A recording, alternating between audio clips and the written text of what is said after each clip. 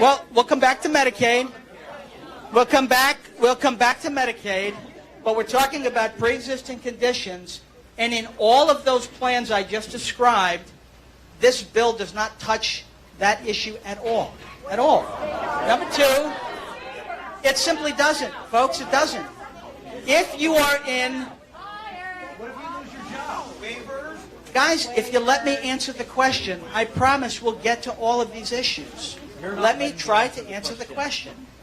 If you are in any of those insurance programs that I just described, pre-existing conditions is not touched by this bill.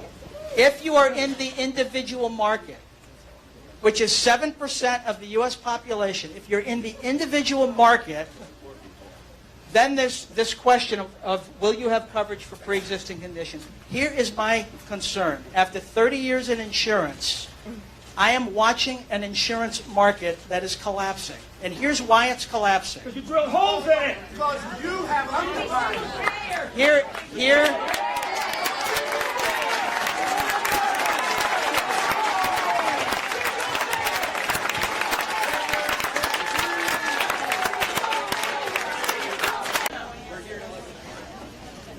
The answer is no, not yet. Not yet.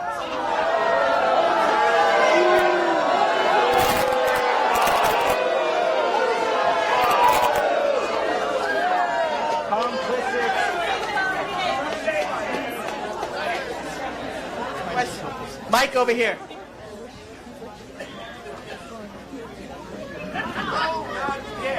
I'm Maureen Inuzzi from Marlton.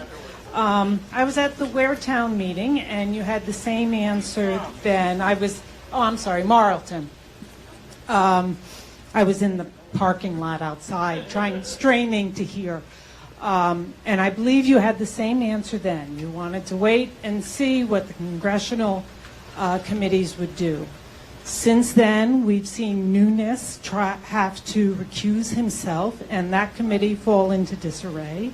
We've seen the Senate committee with not one full-time staffer on it, and they're not getting their answers to their requests from Trump contacts.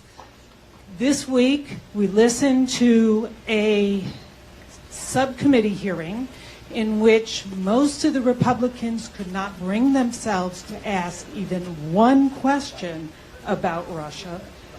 And now we have Comey fired. If that isn't enough to convince you that the legislature cannot do this on its own, what specifically do you need to see before you adopt it?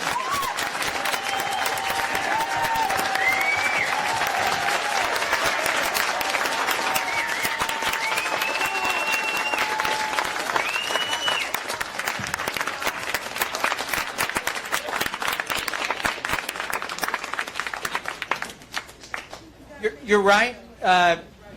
The chairman of the House Intelligence Committee did recuse himself, but that investigation is now continuing in a bipartisan manner. It is.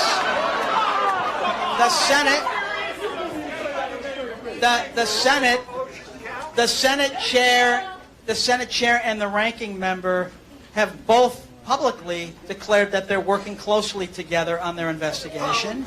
Publicly. So you asked what I want to see. I want to see the results of their investigation. I don't think it'll take 4 years. I don't think so. How's it ever going to get finished if you keep firing the people that are convicted? Well, you asked and I answered. So, is there another question? Yes.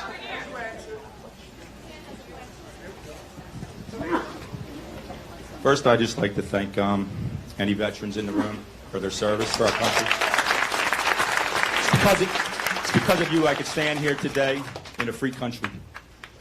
I just want to tell you, Congressman, I'm from Edgewater Park, New Jersey. I'm here because I am a concerned citizen. I am concerned that I have a president that praises Vladimir Putin and other dictators around the world. I am concerned that I have a president that attacks the free press and calls them the enemy of the people. I am concerned because I have a president that attacks the independence of the judiciary when they have a ruling that doesn't go his way.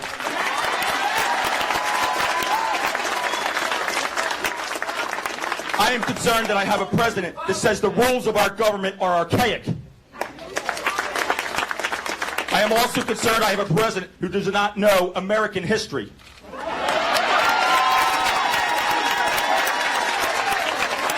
Quite frankly, if he did, he wouldn't have fired the man investigating him. I am also concerned there is something mentally wrong with Donald Trump.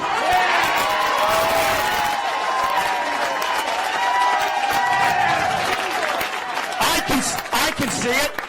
Can anyone else see it? Why don't you see it, Congressman? Donald Trump is not a Republican, Congressman. Donald Trump is an authoritarian. Donald Trump is the greatest threat in our democracy in our lifetime.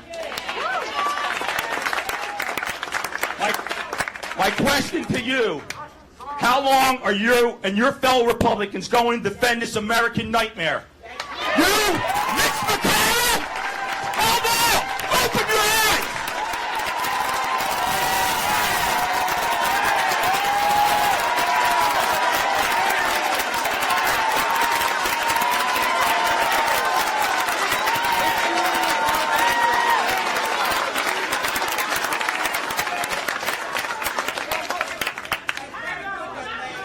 You spoke. Let me respond. Let me respond.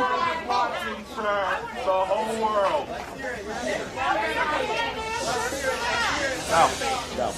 No. I want a chance to rebut. Okay?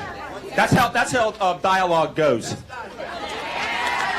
right. So it's dialogue, right? Yes. Dialogue means that I get to respond Absolutely, without getting. sir. Absolutely. I'll respect that. Okay. So let the let's have man talk. Let the man talk. Folks, I didn't come here to defend our president tonight. I came to answer your questions. It sounds like you did. I came to answer your questions and to tell you what I think and what I'm doing. That's what I came here for. I hear your anger, and I hear all of the angst in this room. But when I drive across the Pine Barrens, there'll be people that totally disagree with you. Totally. I know. I recognize that.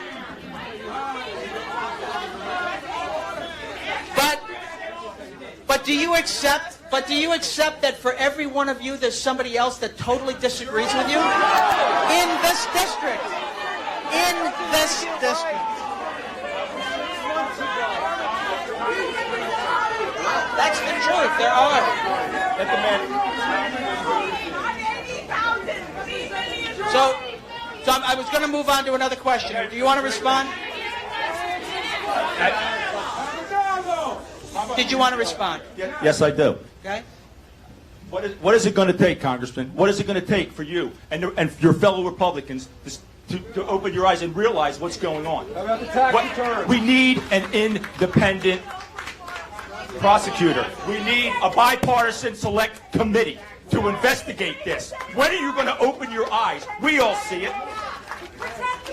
Why? You don't see what's going on? You don't see it? When are you going to decide to be an American and not a politician?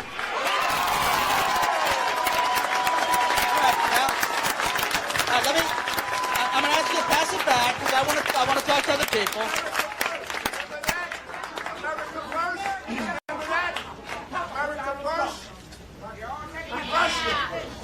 And I hear you, but there are loads of other people who don't see it that way. That's the reality.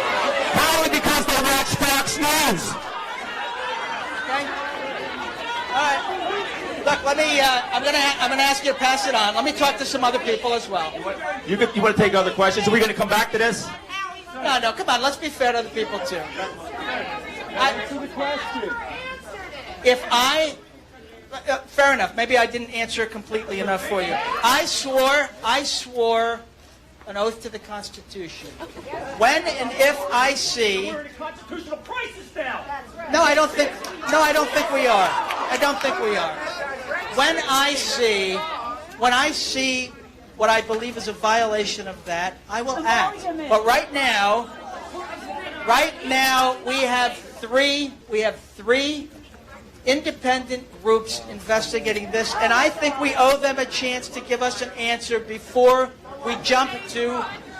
Well, I don't think it'll take that long. Honestly, I don't. Yes, right here. I'll come to you next. We're going to go here first.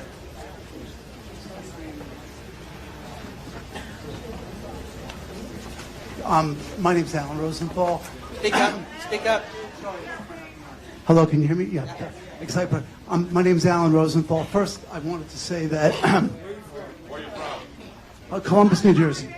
I wanted to say, in spite of all the craziness going on in here, most of the people that you work with in Congress are not doing what you're doing tonight. So coming to an area like this, I think you should be applauded for that.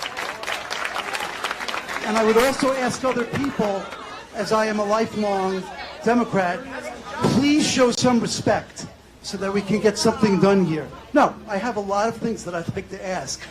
Since you wrote the amendment on the issue of the health care, I'd like to ask you a series of questions, if you don't mind. Sure. So we can have a dialogue, nice and calmly, okay?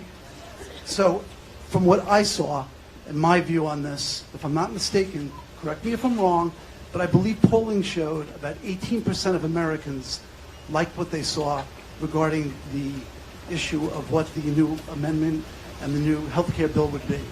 I don't understand what it is that the Republicans do not understand or don't get about the fact that perhaps you can do it better than what 82% of other Americans really think.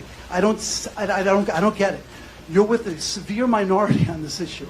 When I met you before, I said to you I had certain issues with this.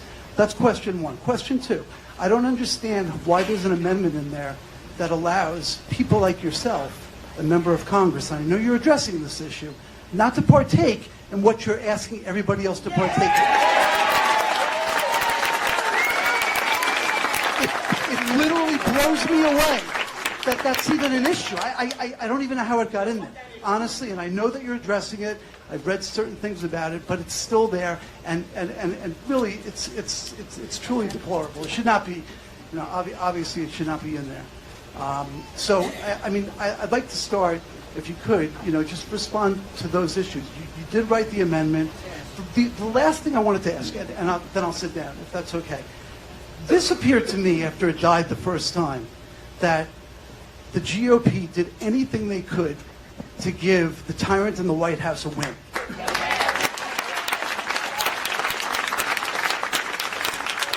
That's what I saw on this.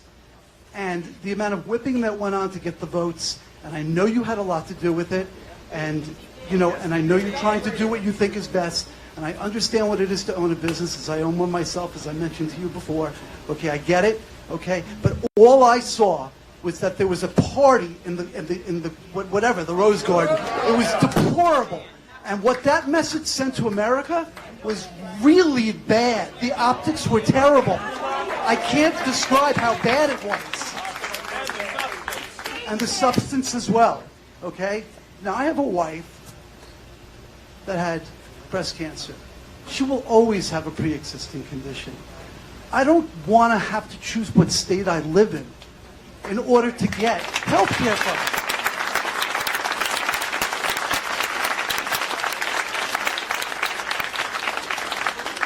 So, given that was your real specialty, and other people are obviously bringing up other issues, and I probably have spoken enough at this point, and I'm trying to be as civil as possible, and I hope other people will follow what I'm doing as well. I would hope that you could respond, and everybody give him a chance to talk so we could hear what he has to say, because he truly is really one of only very few people who have the guts to come out to a highly democratic area. And again, I reiterate, I am a lifelong Democrat. So I appreciate what you've done and give us this forum for us to be able to talk to you. I'll try to get to all of those. And if I miss one, come back to me, because you asked a series of questions. I don't want you to have to move to another state either to get health care. I want everyone, every American, to be able to afford and get and have continuous health care insurance. That has been my goal from the beginning. The difficulty is balancing two requirements. One is that people with pre-existing conditions continue to get covered, and the other is that everyone else's premiums can come down. How do you do that? Well, I'll come back to single payer, but how do you do that? How do you have people with the worst conditions getting coverage and everyone else not having their premiums skyrocket? And that's what's happening. That's what's happening now. That's what's happening now. So what I proposed was allowing states to move people that had pre-existing conditions, the most costly, who I was, which is why I started with that story, people that had the highest costs, to move them from a small group of policyholders, like this room, for example, if we were all insured together, to move people with the worst conditions from that group to the much broader shoulders of the U.S. taxpayer, because that's who funds the risk pools. And when people are in the risk pools, then everyone else's insurance comes down, and more people can afford insurance, more people buy insurance, and those funds are healthy then. That's my objective. How do you know without a CBO score? Okay, well, one question at a time. Question at a time. With regard to members of Congress and our staff, I don't think anybody should have special rules. I don't believe that. What the Senate said, we've already done it. What the Senate told us is that because the health care bill is a budget bill, that we would have to include ourselves in a separate piece of legislation. That's not a budget bill. No, wait. We voted for that separate bill before we voted on the health care bill. And that bill's, and it was voted on 100%. Every member of Congress voted for it. And it simply says that we have to live by the same rules as everyone else. That's what it says. So that is my goal. Now, a number of you have said single payer, so let me address that. And remember, we're talking about the small segment, 7%, the individual market. That's what we're talking about. I understand. I just want to make sure we're all on the same page. That's who we're talking about. Okay. So some of you want single payer across the board, Medicare for all.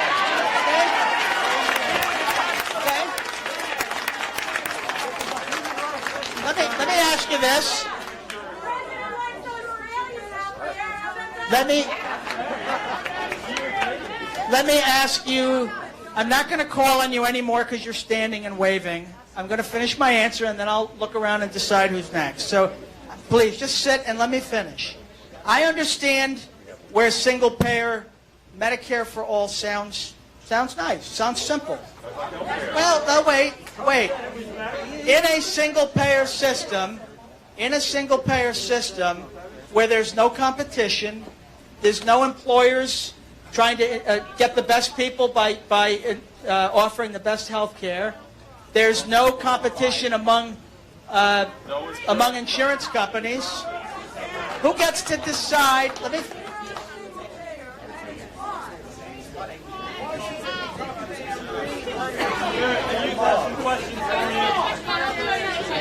Sir.